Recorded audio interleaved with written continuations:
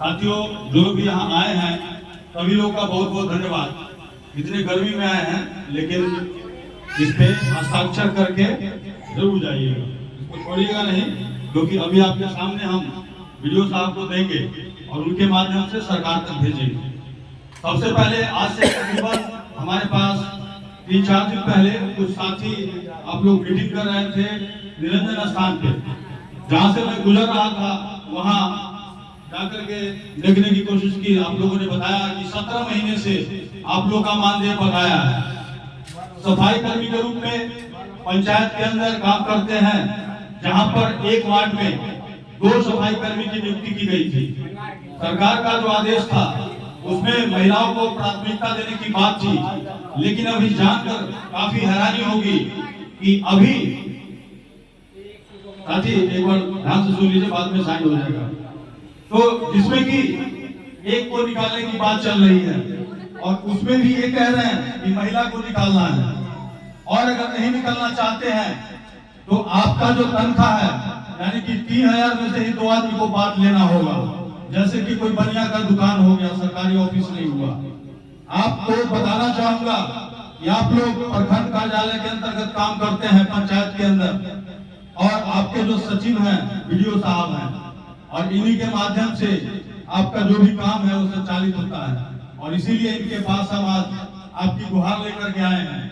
आप लोगों ने जो अपनी बात रखी है, या पिछले दिनों हमने जो निरंजन स्थान पे मीटिंग किया था उसमें जो आपने समस्या बताई थी, उसके आधार पे हमने आपका मांग पत्र तैयार किया है, जिसमें कि सबसे अहम है कि आपकी नौकरी सबसे पहले बचनी चाहिए, नौकरी से नहीं निकाला जाना चाहिए, क्योंकि नौकरी में बने रहिएगा तो हम लड़ करके भी अपना तनख्वाह करवा लेंगे, और नौकरी से निकाल दिया जाइएगा तो सारा लड़ाई खत्म हो जाएगा।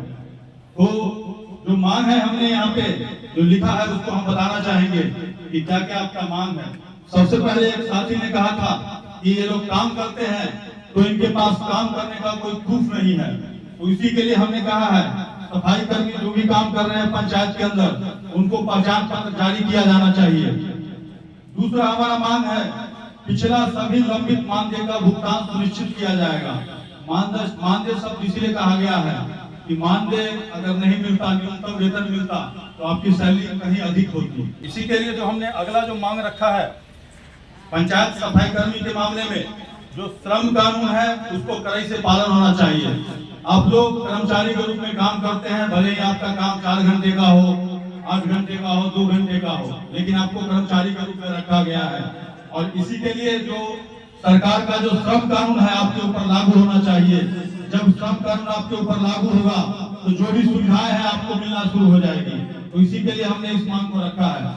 चौथा जो मांग है कि बिहार सरकार द्वारा पंचायत सफाई कर्मियों का गैर कानूनी नौकरी से निकालने का आदेश तुरंत वापस होना चाहिए।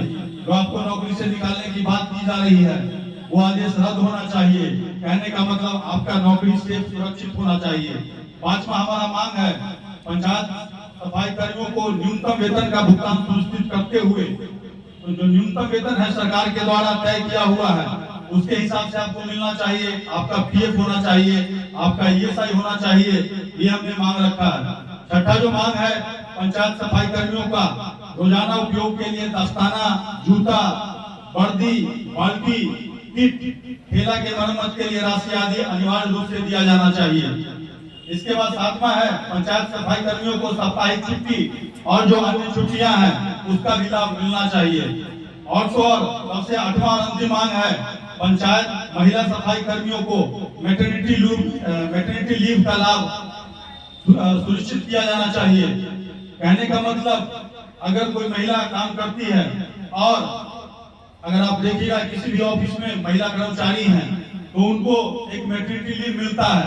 अगर कहने का मतलब मैटरनिटी लीव अगर किसी को बच्चा होता है तो उसमें 6 महीने का जो छुट्टी है वो मिलता है, तो आप लोगों को भी वो मिलना चाहिए, और यही हमारा मांग है।